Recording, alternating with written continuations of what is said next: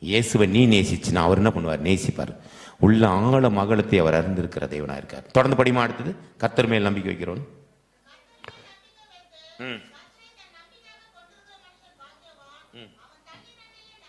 அவன் வாழ்க்கை எங்க நாட்டப்படுமா? தண்ணீர் அண்டையில நாட்டப்படும். இங்க ஒரு செடி இருந்தது, எங்க இருந்தது? வனாந்தரத்தில் நாட்டப்பட்டு கரளையாய் போயிருந்தது. எங்க எப்படி நாட்டப்படுதா? தண்ணீர் அண்டையில நாட்டப்பட்டதோ. கால்வாய் ஓரமா வேறு இருந்துச்சுன்னா அந்த செடி எப்படி இருக்கும்? எப்படி இருக்கும்? செழிப்பா இருக்கும். அடுத்து படிக்குமா. உஷ்ணம் வர்றத வாழ்க்கையில பார்க்கவே பார்க்காது. இலை பச்சையா இருக்குமா? இங்க எப்படி இருந்தது? இலை எப்படி இருக்கும்? யார் மேல அன்பு வச்சா?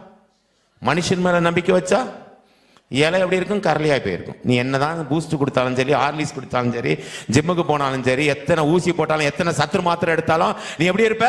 கரலையா இருப்ப. ஆனா தேவன் மேல நம்பிக்கை வச்சுனா உனக்கு ஜீவ நதி அங்கிருந்து வரும்.